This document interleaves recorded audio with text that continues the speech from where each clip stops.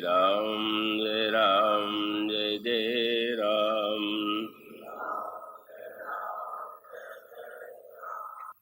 प्रभु below की मुनि मन अनुरागा, तुरत दिव्य सिंहासन मांगा।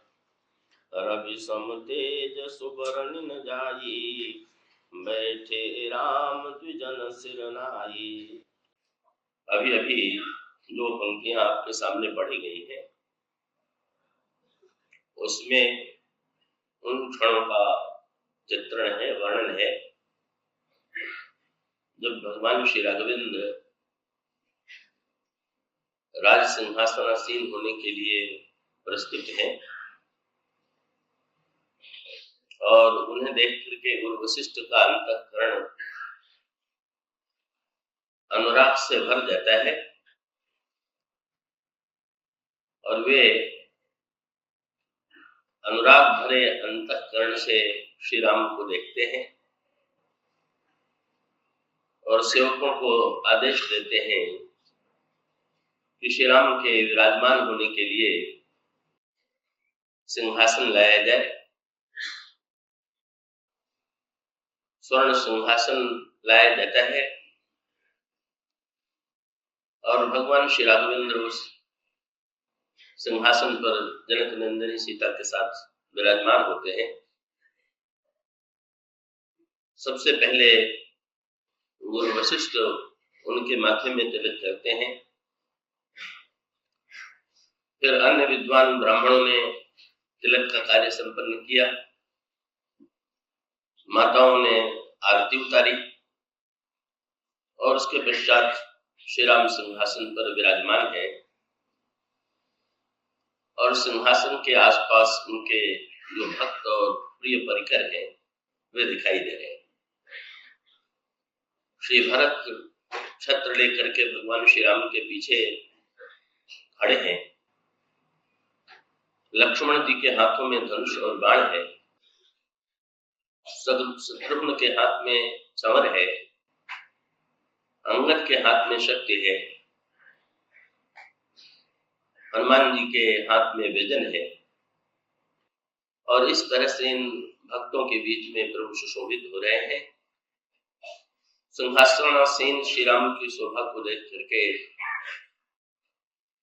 चारों ओर जयध्वनि होती है और उसके पश्चात वेद भगवान की स्तुति करते हैं। तो ये श्री राम का सिंहासनासीन स्वरूप, जिसका परिणाम राम राज्य की स्थापना होती है, ये इतिहास का सत्य तो है ही। त्रेता युग में ये घटना घटित हुई, पर इतिहास के सत्य के साथ साथ राम राज्य और श्री राम के सिंहासनासीन होने का सत्य जो है वो हमारे आपके जीवन से जुड़ा हुआ है और ये कह सकते हैं कि त्रेता युग में तो कभी राम राज्य की स्थापना हो चुकी, श्री राम सिंहासनासीन हो चुके, लेकिन आज भी हमारे और आपके जीवन में राम राज्य की स्थापना नहीं हुई है। आज भी हमारे हृदय सिंहासन पर भगवान श्री राम आसीन नहीं है।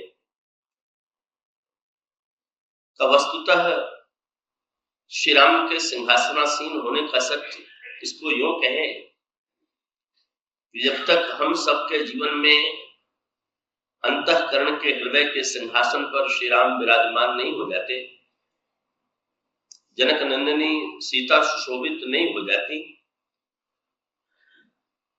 तब तक सच्चे अर्थों में राम राज्य की स्थापना नहीं हो सकती।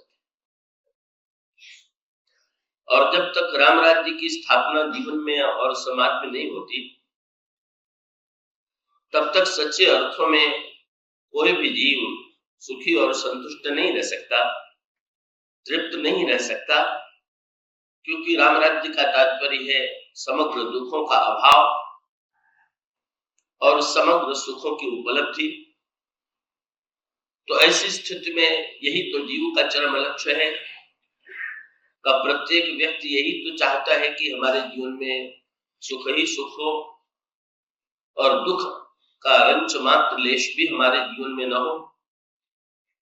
व्यक्ति की जो कामना है तो वही साकार रूप में राम राज्य के रूप में प्रस्तुत की गई है, राम राज्य के रूप में बताई गई। पर श्री राम के सिंहासनासीन होने की पद्धति क्या है, कैसे वे सिंहासनासीन होते हैं और कैसे राम राज्य की स्थापना होती है, यदि इस सत्य को हम और आप सब अपने जीवन से जोड़ सकें तो हमारे अंतर जीवन में भी राम सिंहासनासीन होंगे और राम राज्य की स्थापना होगी। कई संदर्भ में एक बड़ी सांकेतिक गाथा रामायण में प्रस्तुत की गई है जिसका बड़ा महत्व है, और यह है कि श्री राम को आज गुरु वशिष्ठ के द्वारा सिंहासनासीन कराया जाता है, लेकिन रामचरितमानस में ही ये वर्णन आता है कि श्री राम को सिंहासन पर बैठाने का विचार सबसे पहले महाराज श्री दशरथ के मन में उत्पन्न हुआ। महाराज श्री दशरथ ने अपने मंत्रियों से सलाह लेकर के इस पर गुरु वशिष्ठ की सहमति भी प्राप्त कर ली थी, और एक दिन तो अयोध्या में ऐसा आया कि जब प्रत्येक व्यक्ति को ऐसा लग रहा था, ऐसा प्रतीत हो रहा था कि कल अयोध्या के सिंहासन पर श्री राम बैठेंगे और राम राज्य की स्थापना कल ही हो जाएगी। लेकिन महाराज श्री दशरथ का यह संकल्प पूरा नहीं हुआ, श्री राम सिंहासनासीन नहीं हुए, और यदि श्री राम सिंहासनासीन नहीं हुए और श्री राम के सिंहासन पर बैठने की घड़ी कुछ वर्षों के लिए टल गई तो इसका अभिप्राय क्या है? यूं भी इसे कह सकते हैं कि हम सब भी तो उतावले हो रहे हैं महाराज श्री दशरथ की तरह राम राज्य के लिए। राम के सिंहासनासीन होने की कामना तो हम सबके मन में विद्यमान, लेकिन यदि राम सिंहासनासीन नहीं होते हैं, यदि राम राज्य नहीं बनता है, तो रामचरितमानस में यह संकेत किया गया कि राम के सिंहासनासीन होने में विलंब क्यों होता है और राम के सिंहासनासीन होने का क्या अर्थ है, क्या तात्पर्य है। तो आप इसे यूं देखें कि यदि महाराज श्री दशरथ ने जब श्री राम को सिंहासन पर बैठाने का संकल्प किया, अगर उनका वह संकल्प पूर्ण हो जाता तो बड़ी विचित्र विडंबना उस समय दिखाई देती। क्या का सिंहासन पर बैठने वाला एक दूसरा व्यक्ति भी उस समय संसार में विद्यमान था, और वो सिंहासन पर बैठने वाला जो दूसरा व्यक्ति है वो लंकाधिपति रावण। और यदि महाराज श्री दशरथ का प्रस्ताव श्री राम स्वीकार करते तो इसका अभिप्राय यह है कि अयोध्या के राज सिंहासन पर श्री राम बैठे हुए होते और लंका के राज सिंहासन पर रावण बैठा हुआ होता। तो क्या कभी ऐसा संभव है क्या कि जीवन के सिंहासन पर राम और रावण दोनों का एक साथ राज्य हो? तो नहीं। तो अब गुरु वशिष्ठ जब राम राज्य बनाने की बात सोचते हैं, आज जब श्री राम सिंहासन पर बैठने जा रहे हैं, तब इसके पहले का राम सिंहासन से हटाया जा चुका है। का उसके पहले महाराज श्री दशरथ जो थे, तो वो एक जीवन का ये भी पक्ष है, जीवन का ये भी सत्य है कि महाराज श्री दशरथ जीवन में इसके अभ्यस्त हो गए थे, और इसी प्रकार के अभ्यस्त जो है हम में और आप में बहुधा सभी लोग हो गए। क्या महाराज श्री दशरथ अयोध्या में राज्य कर रहे थे। वे अयोध्या के राज सिंहासन पर बैठे हुए थे और लंका के सिंहासन पर रावण बैठा हुआ था, दशमुख बैठा हुआ था और रावण का राज्य था। और बड़ा विचित्र व्यंग्यात्मक प्रसंग आता है। कई बार लोगों के मन में जिज्ञासा भी उत्पन्न होती है कि रामचरितमानस में एक और तो लिखा गया कि महाराज दशरथ जो हैं वो चक्रवर्ती सम्राट थे। चक्रवर्ती सम्राट के अर्थ से आप भली भांति परिचित होंगे कि संसार के समस्त राजा जिसकी अधीनता स्वीकार करें वो चक्रवर्ती सम्राट। तो एक और तो पुराणों में रामचरितमानस में कहा गया कि अयोध्या के सिंहासन पर बैठे हुए महाराज दशरथ चक्रवर्ती सम्राट थे, और दूसरी ओर रामायण में ही ये बात कही गई कि सारे संसार पर रावण का शासन था। दशमुख ब्रह्म सृष्टि जह लगी तनुधारी, दशमुख वश वर्ती नर नारी का आयसु करहि सकल भय भीता, नमहि आई नित्य चरण विनीता। का सारे संसार में जहां तक ब्रह्मा के सृष्टि की रचना थी वहां तक प्रत्येक व्यक्ति रावण के चरणों में नमन करता था और रावण की आज्ञा का पालन करता था। तो इसको पढ़ करके कई बार लोगों के मन में कुछ ये बात बड़ी अटपटी सी प्रतीत होती है। वे ये पूछते हैं कि क्या एक ही समय में दो चक्रवर्ती सम्राट हो सकते हैं क्या? या तो ये कहना चाहिए कि संसार के सम्राट महाराज श्री दशरथ थे, विश्व के सम्राट महाराज श्री दशरथ थे, या ये कहना चाहिए कि विश्व के सम्राट का रावण था। क्या एक और रावण को भी सम्राट के रूप में प्रस्तुत करना और दूसरी ओर दशरथ को भी सम्राट के रूप में प्रस्तुत करना, तो ये तो विचित्र विरोधाभास है। पर इसका अंतरंग तात्पर्य है, और वो अंतरंग तात्पर्य है कि भाई बाहर भले ही ये अटपटा प्रतीत हो रहा हो, पर हमारे और आपके जीवन का सत्य तो यही है। हमारे और आपके जीवन में का जो रामायण में विचित्र वाक्य लिखा हुआ है कि ये सब की सब जो है, ये सारा का सारा सत्य जो है, कोई हम में से और आप में जो अपने जीवन की ओर देखे तो उसे दिखाई दे, और इससे उलट करके पूछे तो इसका अभिप्राय ये है कि ये प्रश्न विचार करने योग्य है कि हमारे जीवन पर किसका शासन, दशरथ का शासन है कि दशमुख का शासन? और इसका उत्तर यही मिलेगा कि शोभा के लिए तो हमारे जीवन पर दशरथ का शासन है। देखिए, दशरथ महाराष्ट्र दशरथ सिंहासन पर आसीन होते हैं और संसार के लोग उन्हें भेंट देख करके उनकी अधीनता स्वीकार करते हैं। लेकिन वही लोग जो महाराज श्री दशरथ को भेंट देख करके उनकी अधीनता स्वीकार करते हैं, वही के वे सब के सब लोग जो हैं रावण के समक्ष भेंट देते हैं और रावण की सभा में हाथ जोड़े खड़े रहते हैं। तो इसका अभिप्राय क्या हुआ? इसका तात्पर्य है कि हमारे जीवन में जो द्वंद्व है, हमारे आपके जीवन की जो सच्चाई है, वो यही है कि शोभा के लिए तो हमारे जीवन के सिंहासन पर दशरथ विराजमान है। दशरथ का तात्पर्य है दशरथ जो दशेंद्रिय पर नियंत्रण की चेष्टा करे।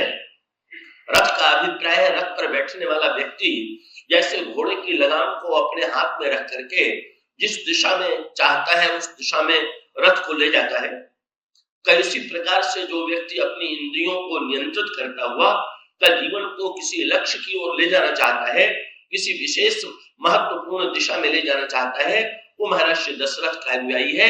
ये महाराज श्री दशरथ का दर्शन है। और दशमुख का तात्पर्य ये है कि जहां पर मुख के द्वारा जैसे हम वस्तुओं का स्वाद लेते हैं, इसी प्रकार से जो दसों इंद्रियों के द्वारा संसार के समस्त विषयों का स्वाद लेने में ही डूबा हुआ है, जिसके जीवन का लक्ष्य भोग है, वो व्यक्ति दशमुख है या दशमुख का अनुयायी।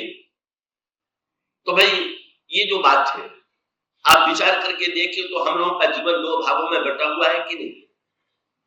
अयोध्या में हम लोगों के जीवन में एक और अयोध्या है और दूसरी ओर लंका।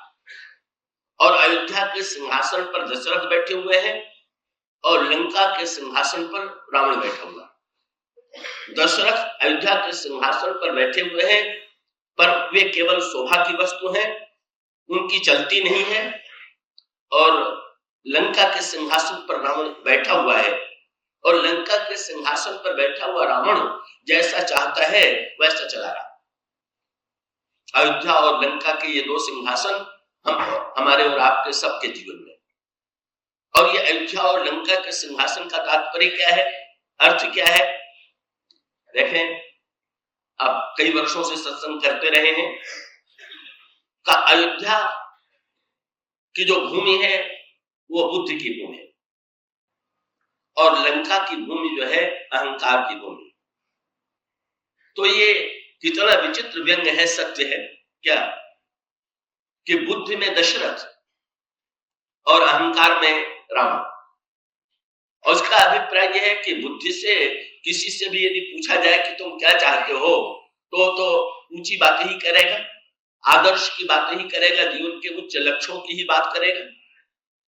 लेकिन विचित्र विडंबना यह है कि हम बुद्धि से जिसे सत्य समझते हैं, बुद्धि से जिसे ठीक मानते हैं, हमारा जीवन क्या उसके अनुकूल चल रहा? न, वैसा नहीं चल रहा। जो हम बुद्धि के से सत्य समझते हैं केवल वो कथा में, सत्संग में जा करके या ग्रंथों में पढ़ करके केवल उस बुद्धि के सत्य को हम स्वीकार करते हैं, लेकिन व्यवहार में हमारे अंतःकरण पर, हमारे जीवन पर रावण का शासन है और हमारे अहंकार का संचालन, हमारे और आपके जीवन का मैं का संचालन रावण कर रहा है। और रावण का तात्पर्य है हमारे अंतर जीवन में हम बुद्धि से भले ही ये कहें कि इंद्रियों पर नियंत्रण रखना चाहिए, व्यक्ति को अपने जीवन के लक्ष्य की ओर बढ़ना चाहिए, पर जब जीवन में अवसर आता है तो हम रावण के समान भोगों को भोगने में ही डूब जाते हैं, उन्मत्त हो जाते हैं। और इस तरह से कई सच्चाई जो रामायण में लिखी हुई है कि एक ही समय दशरथ और दशमुख दोनों का चक्रवर्ती सम्राटत्व विद्यमान था। उसका अभिप्राय यही है कि प्रत्येक व्यक्ति के जीवन में जो बुद्धि है और उसका जो अहंकार है वो बटा हुआ। तो भाई दशरथ और दशमुख तो एक प्रकार का विचित्र समझौता किए हुए थे।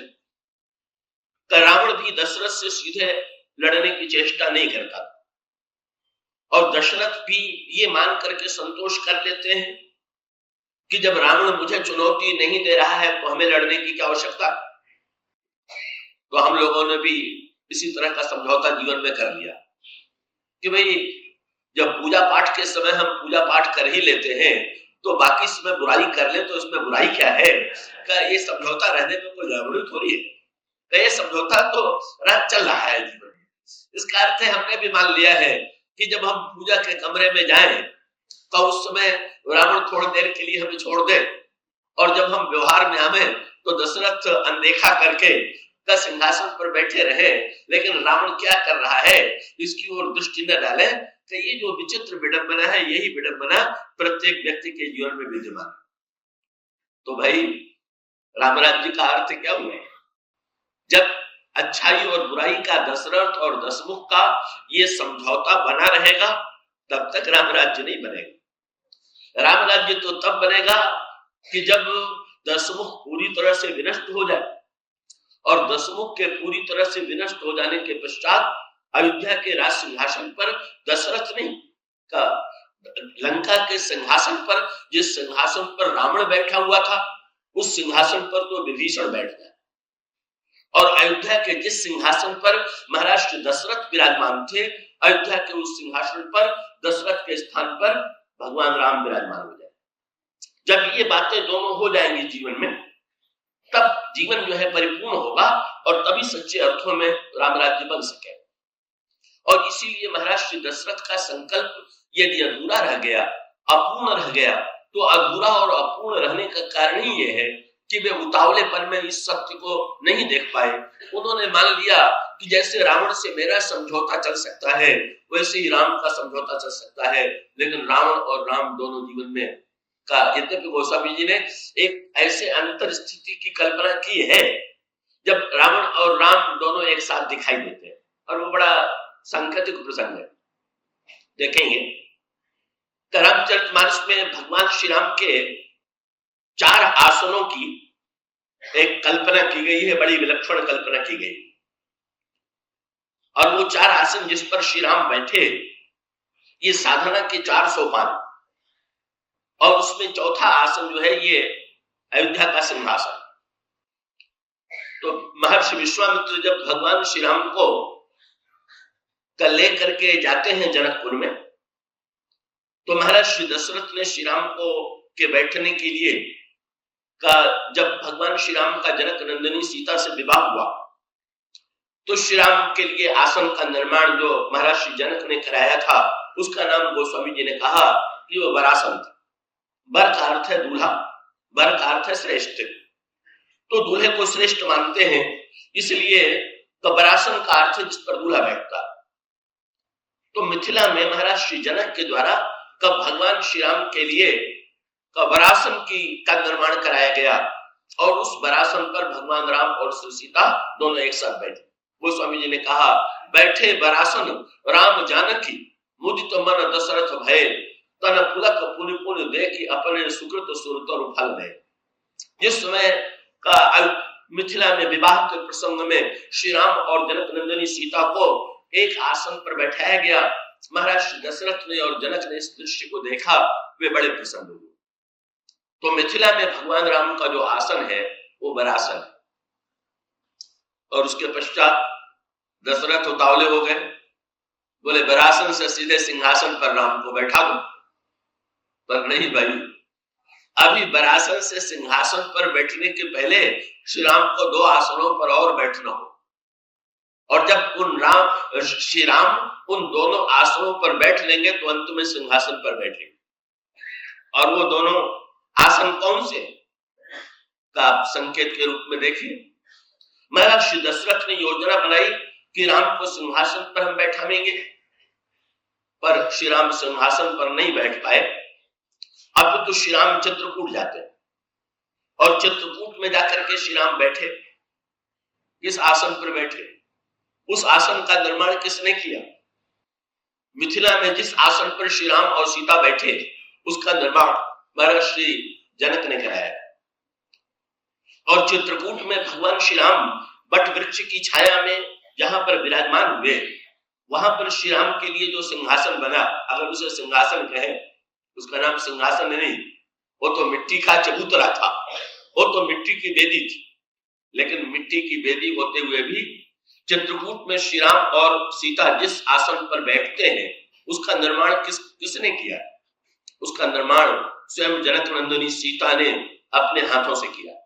गोस्वामी जी कहते हैं, चित्रकूट का वर्णन करते हुए, बट छाया वेदिका बनाई, सिय निज पानी सरोज सुहाई, जहां बैठी मुनिगण सहित नित सिय राम सुजान, सुनहि कथा इतिहास प्रभु आगम निगम पुराण। जनक नंदिनी सीता ने मिट्टी, लक्ष्मण जी मिट्टी ले आए, और उस मिट्टी की वेदी के द्वारा श्री जनक नंदिनी ने चबूतरे का निर्माण किया। निर्माण करने के पश्चात उसी चबूतरे पर पत्ते बिछाए गए, फूल बिछाए गए, और सबके ऊपर कुशासन बिछाया गया, और उसी कुशासन पर भगवान राम सीता के साथ बैठ गए। लसत जिसमें श्री भरत ने चित्रकूट में जाकर के देखा, भगवान राम उसी बट वृक्ष की छाया में मिट्टी के वेदी के ऊपर कुशासन पर बैठे हुए।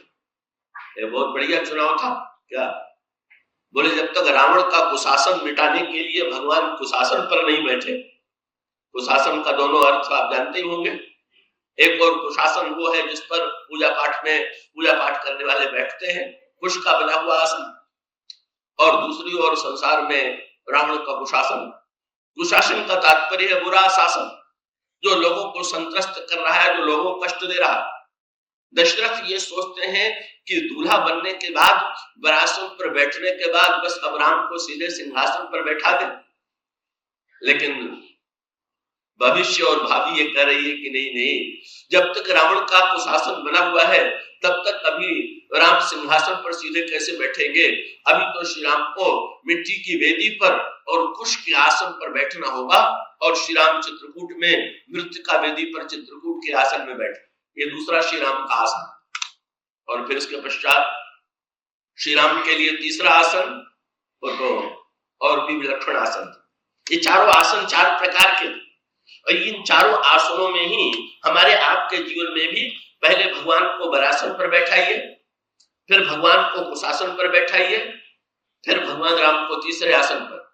और ये आसन कहां था?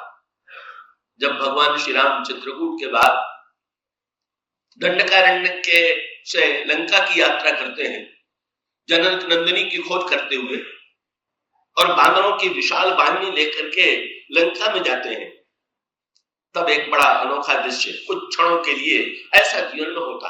क्या? जब राम और रावण जीवन में एक साथ दिखाई देते हैं, लेकिन दोनों एक दूसरे को चुनौती दे चुके हैं, और ये दृश्य जो है वो लंका का दृश्य है। लंका का दृश्य ये है कि जब भगवान राम समुद्र पार करते हैं, तो समुद्र पार करने के बाद भगवान श्री राम सोचते हैं मैं कहां डेरा डालूं। तो विचित्र सी बात यह थी कि चित्रकूट के साथ साथ वो तो चित्रकूट था जहां भगवान राम रहे थे, और लंका जो है उसका नाम वर्णन किया गया है कि लंका जो बसी हुई थी वो गिर त्रिकूट और ऊपर बस लंका। लंका जो है वो त्रिकूट का अर्थ है लंका के 3 शिखर थे, और इन्हीं 3 शिखरों पर लंका का विस्तार था। तो भगवान राम ने जब दृष्टि उठा करके देखा तो लंका के 2 शिखर जो थे वो तो बिल्कुल खाली नहीं थे। एक पर तो रावण का नगर बसा हुआ था, और दूसरे पर रावण के मनोरंजन के नृत्यशाला और संगीत आदि और नाना प्रकार के जो भोग की सामग्री थी वो दूसरे शिखर पर विराजमान थी। श्री राम ने देखा तो संजोग ऐसा निकला कि लंका का तीसरा शिखर बिल्कुल खाली था, और लंका के तीसरे शिखर को जब भगवान राम ने खाली देखा तो मुस्कुरा करके उन्होंने लक्ष्मण से कहा कि लक्ष्मण भाई, लंका में और तो कहीं पैर रखने की जगह है नहीं, ये तीसरा शिखर ही खाली है, तो क्यों न तुम इसी पर मेरे बैठने के लिए आसन का निर्माण करो। अब क्रम ध्यान रखिए, मिथिला में जो आसन है वो महाराज जनक का, उसमें महाराज जनक उसके निर्माता है। चित्रकूट में जो आसन है उसकी निर्माता जनक नंदिनी सीता है, और लंका में जिस आसन का निर्माण किया गया उसके आचार्य लक्ष्मण जी महाराज। भगवान श्री राम ने कहा लक्ष्मण तुम चुनाव करो, मेरे लिए कौन सा उपयुक्त आसन होगा, कौन सी चोटी होगी, कैसे रहना होगा। लक्ष्मण जी ने चारों ओर दृष्टि डाली, उन्हें लंका के उस शिखर का नाम जो खाली पड़ा हुआ था उसका नाम था सुबेल। सुबेल शैल को लक्ष्मण जी ने देखा, और देख करके उन्होंने एक बड़े विलक्षण आसन की कल्पना की। क्या? पहले उन्होंने वृक्ष के पत्ते बिछाए, वृक्ष के पत्ते के ऊपर फूल की पंखड़ियां बिखेर दी, और फूल की पंखड़ियों के ऊपर लक्ष्मण जी ने मृगचर्म बिछा दिया। यहाँ का आसन जो है न वरासन है न कुशासन। यहाँ भगवान राम जिस आसन पर बैठे हुए हैं वो मृग का चमड़ा, मृगचर्म लक्ष्मण जी ने बिछा दिया। और जब लक्ष्मण जी ने बिछा दिया तो भगवान श्री राम से लक्ष्मण जी ने अनुरोध किया कि आप इस मृगचर्म के आसन पर बैठ जाइए। और तब भगवान राम बड़ी अनोखी पद्धति से, ऐसा बैठने का ढंग न तो मिथिला में है न तो चित्रकूट में है जैसा लंका में। लंका में सारी वस्तुएं बड़ी अनोखी, सारी वस्तुएं बड़ी विचित्र है। श्री राम के बैठने में भी जब भगवान राम और सीता मिथिला में बैठते हैं तो बैठे हुए हैं दोनों, एक भगवान राम है और उनके बाएं भाग में सीता जी, और वहां विवाह के मंत्र बोले जा रहे हैं। और जब भगवान राम चित्रकूट में कुशासन पर बैठते हैं तो मुनियों की मंडली चारों ओर से घेरे हुए है, और मुनि मंडली के बीच में भगवान राम का सत्संग चल रहा है। लेकिन जब भगवान राम लंका में आते हैं तो भगवान राम न तो बैठे हुए और न तो पूरी तरह सोए हुए, बल्कि एक विचित्र दृश्य भगवान राम की झांकी किए है। गोस्वामी जी ने उसका बड़ा मधुर चित्र प्रस्तुत किया। राम लंका में कैसे विराजमान है। गोस्वामी जी कहते हैं, शिखर एक उत्तंग अति देखी, परम रम्य सम शुभ्र विशेखी, तह तरु पिसलय सुमन सुहाए, लक्ष्मण रचि निज हाथ दर्शाए, तेहि पर रुचिर मृदुल मृग छाला, और तेहि आसन आसीन कृपाला। भगवान कैसे विराजमान है?